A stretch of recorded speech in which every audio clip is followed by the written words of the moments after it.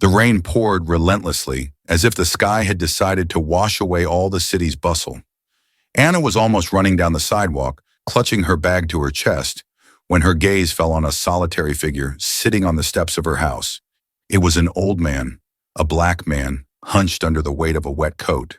His face was hidden by the shadow of a wide-brimmed hat, but from underneath his hands were visible, rough, cracked, and calloused, as if they had worked all their lives. She stopped, feeling a strange sensation. Was it fear, or perhaps pity? His stillness was unsettling, yet there was an unusual confidence about him. "Excuse me," she began hesitantly. What are you doing here?" The old man slowly raised his head. In the light of the street lamp, his eyes gleamed. They were dark, deep, filled with something Anna couldn't immediately define. Pain, experience, or perhaps something more dangerous. "It's dry here," he replied briefly, his voice low but soft, like velvet. Anna looked at him in confusion. She was alone in the house. As usual, there was no sign of the neighbors, but something about this man kept her rooted to the spot. His gaze held hers as if he were looking not just at her, but through her, seeing everything she tried to hide from the world. "Do you want—" She trailed off, realizing how strange her question sounded. "Do you want to come in?" He hesitated. Anna almost felt the air between them grow thick. His eyes narrowed, as if trying to discern her intentions, and then he slowly nodded. Her heart beat faster. She understood how absurd it was to invite a stranger into her home, but a quiet inner voice told her it was the right thing to do. Or was it just recklessness? Anna opened the door, and they entered her apartment together. The air inside was warm, but the tension filling the space seemed almost tangible. The old man stood motionless, as if unsure what to do next. "I'll make some tea," she said, tossing her wet coat onto a chair. The old man nodded, continuing to survey the room with a gaze that was both calm and alert. Anna, warming her hands over a cup of hot tea, glanced at his hat. He hadn't taken it off, which seemed strange to her. "Have you been on the street for long?" she asked, trying to ease the tension. "Long enough," he replied, his voice sounding as if whole worlds lay behind those words. "But that's not what you want to know." Anna tensed. His words sounded too accurate, as if he were reading her mind. She opened her mouth to object, but fell silent, finding nothing to say. The old man slightly tilted his head, his lips curving into a barely noticeable smile. "Well," he added, "I think you'll be interested in why I'm here, but you're not sure yet if you want to know." These words seemed to corner her. She felt a chill run down her spine, but instead of retreating, she stepped forward. "Then tell me," she replied, her voice firmer than she expected. The old man paused for a second, then slowly removed his hat. Underneath was a closely cropped gray head, and a deep scar ran across his forehead, like the trace of an old wound. "It's a long story," he finally said, sitting on the edge of her sofa, "and it begins much further back than you can imagine." Anna silently looked at him, feeling the room close in around them. She understood. This man was not just a random vagrant. His appearance was not a coincidence. And somewhere deep down, she knew. From the moment she let him in, her life would never be the same. The kettle softly whistled in the kitchen, breaking the ringing silence. Anna stood by the sink, looking at her reflection in the darkened window. The old man's words spun in her head. "It begins much further back than you can imagine." What did he mean? She poured tea into 2 cups, her hands slightly trembling. Anna couldn't understand what was stronger, fear of the stranger in her home or a strange, almost hypnotic curiosity. She had never been particularly brave, but something about this man made her feel part of something bigger. When she returned to the living room, the old man was still sitting on the sofa. He had taken off his wet coat and neatly folded it on the armrest, as if he didn't want to leave any extra traces. His figure in the soft light of the floor lamp looked fragile, yet strong, like a weathered but unbroken rock. "Here," Anna said, handing him a cup. He took it with both hands, barely nodding. His hands, with deep cracks in the skin, looked as if they were holding not tea, but something much more precious. "Thank you," he said softly. Anna settled into a chair opposite him. The room smelled of rain, wood, and something she couldn't recognize. It was the scent of the street, damp and heavy, but strangely soothing. "You said it's a long story," she began, trying not to look away. "Maybe you should start?" He looked at her for a long time, as if weighing whether she should know the truth. His eyes were dark, deep, like a well full of water that never surfaces. "People see only what they want to see," he finally said. "When you live on the street, you become invisible. They look past you, afraid that if they linger, they'll see something they can't forget." His words sounded like hammer blows. Anna listened silently, feeling each phrase leave a deep impression on her consciousness. "But you didn't look past," he added, raising his eyes to hers. "Why?" She felt her heart stop. Why indeed? She wanted to answer that it was just an impulse, that she acted spontaneously, but that answer seemed too flat, too superficial. "I don't know," she finally said. "I just couldn't walk past. You seemed different." He smiled slightly, but it wasn't mockery. It was a sad, tired smile. "Different," he repeated. "Possibly, but that's not always a good thing." Anna felt her tension increase. He spoke in riddles as if he wanted her to piece together the puzzle of his words. It irritated and intrigued her at the same time. "Do you have a name?" she finally asked to fill the silence. "Ezra," he replied. "My name is Ezra." She nodded, repeating his name to herself. It sounded like the echo of something ancient, something long lost. "And you?" he asked in return, his voice softer. "Who are you, the girl who isn't afraid to let a stranger into her home?" She hesitated, as if unsure who she really was. "Anna," she finally replied. "My name is Anna." He nodded and his gaze warmed slightly, as if the name meant something to him. "You know, Anna," he said, setting his cup aside, "in this world, everyone carries their shadows. They follow us, even if we try to run from them." His voice was low, soothing, but the words sounded like a warning. Anna felt a growing unease. "Does this have something to do with you?" she asked softly. "These shadows." Ezra looked at her as if she had asked the question he had been waiting for all his life. "Everything is connected," he replied, "and sometimes the shadows are too big to hide." His words hung in the air like storm clouds. Anna felt there was more to this man than she could understand. She didn't know what lay hidden in his past, but her intuition told her she was already drawn into the story, and there was no turning back. Night squeezed the city with its silence. Outside the window, the rain had turned into a soft whisper, leaving traces on the glass. Anna sat in a chair opposite Ezra, trying to maintain a balance between anxiety and curiosity. There was something in the air that couldn't be described in words, as if their conversation was becoming something more than just a dialogue between two people. Ezra thoughtfully ran his finger along the edge of the cup, his gaze wandering somewhere beyond the room. "You asked what my shadows mean," he finally said, breaking the silence. "I think you should know that I'm not just a random person you met at your doorstep." Anna straightened in her chair, her fingers gripping the cup tighter. Something in his tone made her feel as if he was about to open the door to another world. "I was a musician," he continued, "a jazz pianist. Played in probably hundreds of clubs, from New Orleans to New York. People applauded, drank to my music, but rarely did anyone notice me." He looked up at Anna, and in his eyes she saw something inexpressible, a mix of pain, pride, and something else she couldn't understand.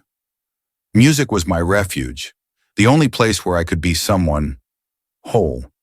But that refuge was destroyed in one moment." "What happened?" she asked, her voice trembling. She felt the tension inside her growing. Ezra paused for a second, as if gathering his courage, and then continued. "I lost everything," he said. "Family, home, the music itself. It was unfair, but justice isn't for people like me." His words sounded cold, but behind them was a hidden rage. Anna felt something inside her tighten. "Is it because of—" She hesitated, choosing her words. "Because of the color of your skin?" Ezra smiled bitterly. "That's always been a part of it. You know how it is.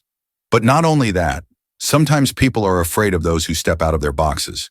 And I've always been an outsider, even in my own music." He paused, looking into the dark corner of the room. His hands were trembling, and he placed them on his knees to hide it. I was accused of a crime I didn't commit. They said I robbed the owner of the club where I played, said I tried to kill him.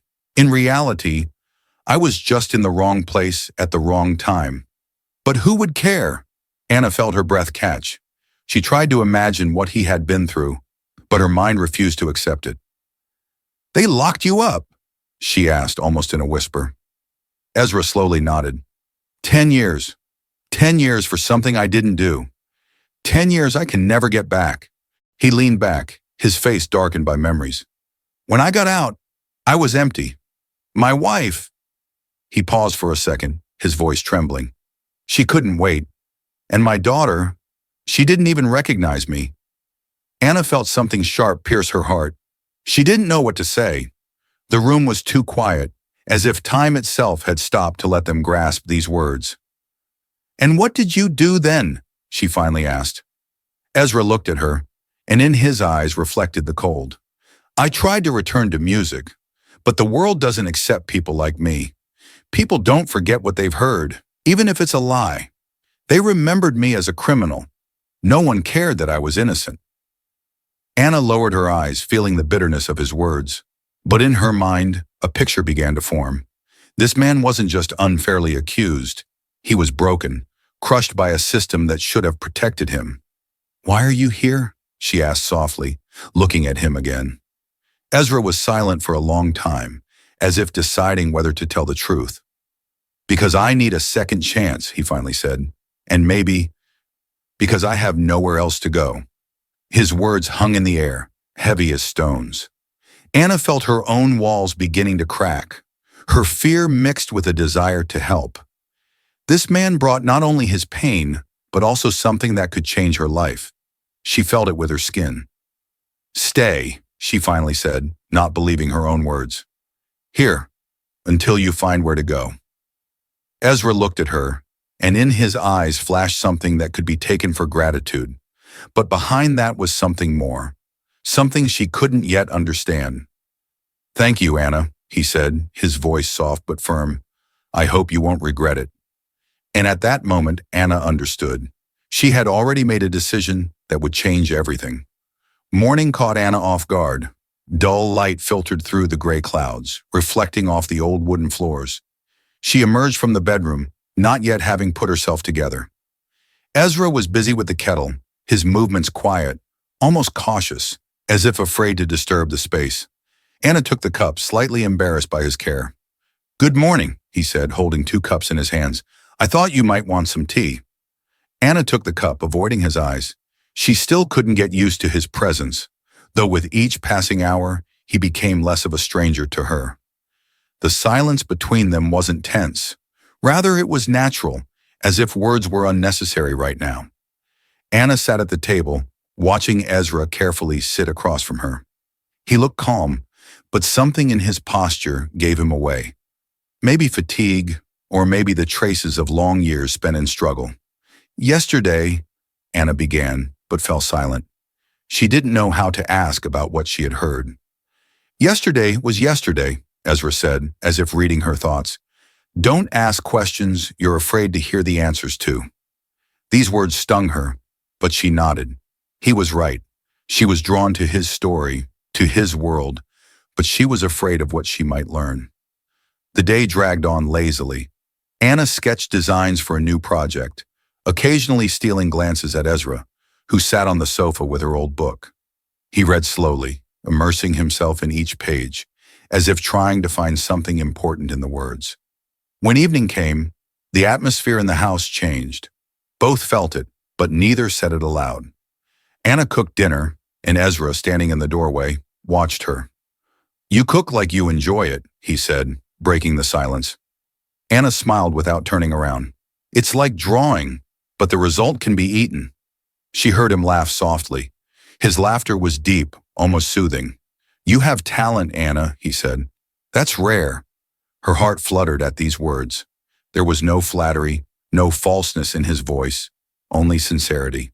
When they sat down to eat, the silence filled the space again, but this time it was warm.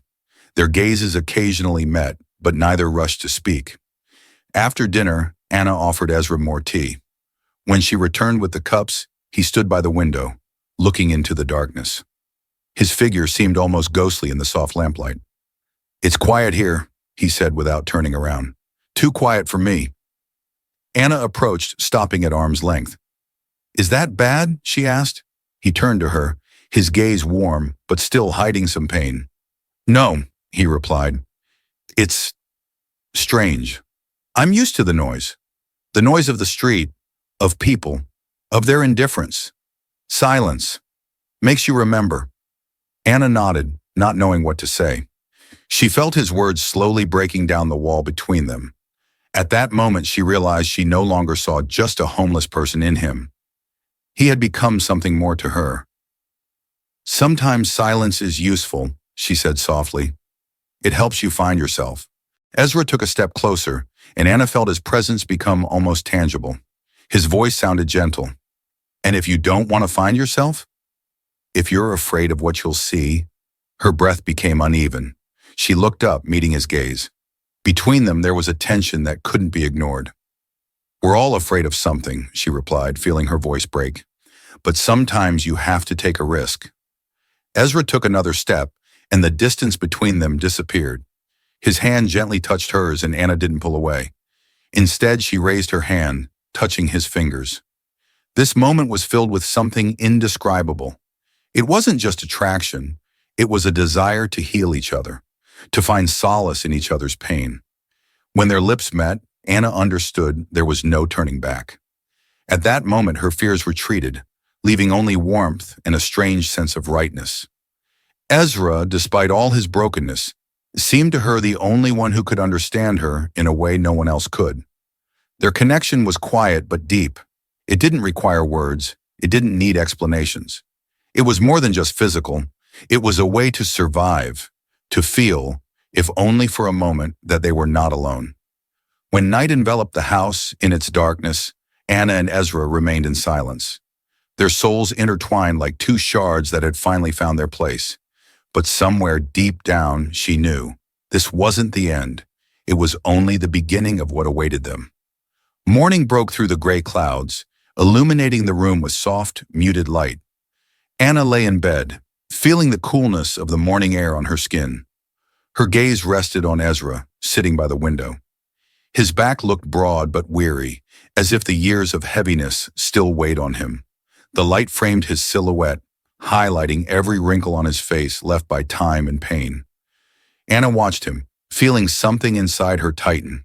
He was so strong and yet so fragile, as if standing on the edge of an abyss, ready to fall. "You're not asleep?" she asked softly, breaking the silence. He didn't turn his head, his voice low but gentle. "Sleep doesn't come easily when the shadows of your past are too thick." Her heart stopped. There was something deep in those words, something that made her get out of bed. She approached him but stopped halfway, feeling his pain almost physically pushing her away. "You can tell me," she began, but her voice trembled. Ezra turned his head, his eyes meeting hers. In them was a depth that took her breath away.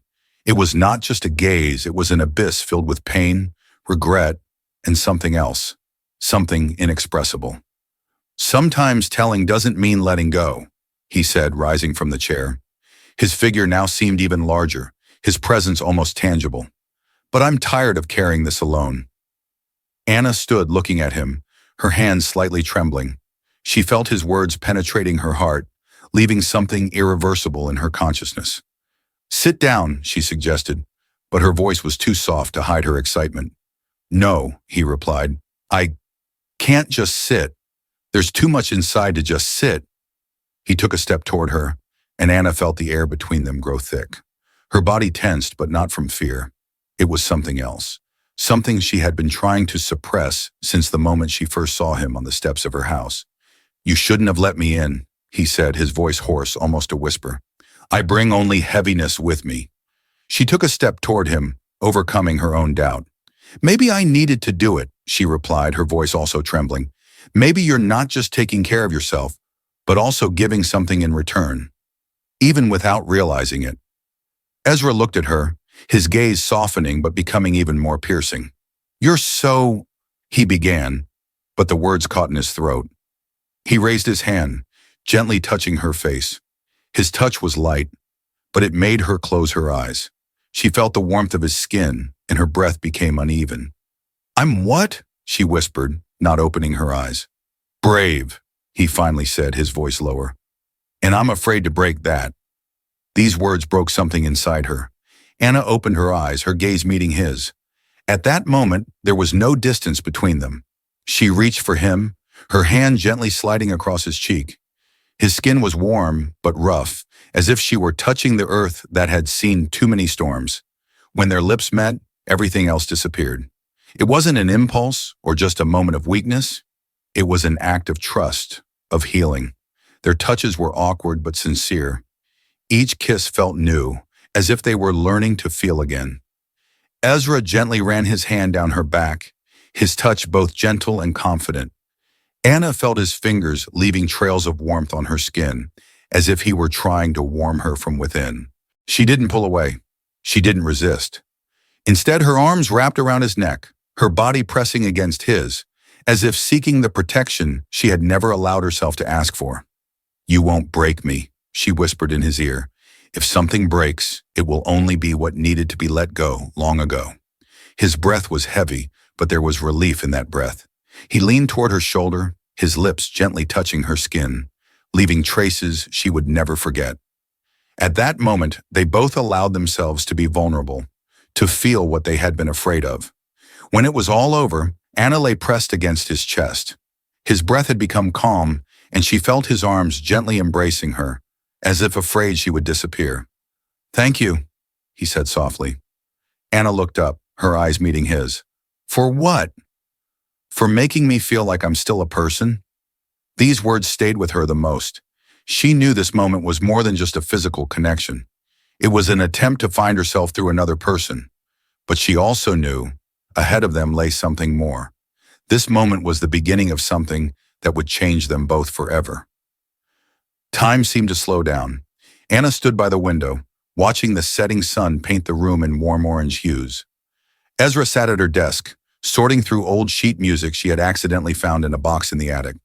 His hands, strong and weathered, moved with such care, as if each note was a key to something lost. "Are you sure you're ready?" she asked, breaking the silence. Ezra looked up, a calmness in his eyes that Anna hadn't seen before. "Is anyone ever ready to face their past?" he asked, his voice deep but no longer holding the despair that accompanied their first conversations. Anna sat across from him, her hands clasped together. She didn't know what to say, but her presence seemed to give him strength. "You've taken the first step," she said. "That's more than many dare to do." Ezra nodded, his lips slightly trembling in a weak smile. "You gave me a place where I could feel alive. That's your doing." She shook her head, her eyes filling with tears. "No, it's you who allowed me to see that I could be strong. We helped each other." Ezra looked away, but his hands resting on the table slightly tightened. He understood her words but still couldn't fully accept them. A few days later, Anna and Ezra set off for a small town where, according to him, his daughter lived. The journey was quiet, but the silence between them was no longer heavy. It was an understanding, a connection that didn't require words. When they reached the house, Ezra stopped in front of the door. His hands were trembling, and his breath was rapid. Anna gently touched his shoulder. "You can do this," she said. "Just knock." Ezra looked at her, his eyes shining with tears. "Thank you, Anna. I would never have reached this moment without you." She smiled, holding back her own emotions. "You were never alone, Ezra. You just forgot that." He took a deep breath, raised his hand, and knocked on the door. The sound of the echo seemed louder than anything they had heard before. After a few moments, the door opened, and before them stood a middle-aged woman. Her eyes widened, and her lips trembled when she saw Ezra. "Dad?" she asked, her voice trembling. Ezra couldn't respond. He just stood there, battling a flood of emotions. Anna, watching this scene, felt her heart overflow. The woman stepped toward him, her arms wrapping around his shoulders. They both stood in silence, the only sound their breath breaking the evening's calm. When they returned to the car, Ezra looked different. He was calm, his face lit with new energy. He sat behind the wheel looking at Anna. "I'm no longer afraid," he said. "The shadows of my past are where they belong. Anna smiled, feeling a sense of peace in her heart. You deserve this, she said. Everyone deserves a second chance. Ezra nodded, starting the engine. Their journey back was illuminated by the light of the setting sun, but now this light seemed not just the end of the day, but the beginning of something new. They knew life would never be perfect, but now they weren't alone. Their story wasn't over. It was just beginning, but with a different meaning. Redemption, hope, and the strength of human connection. That's what they found in each other.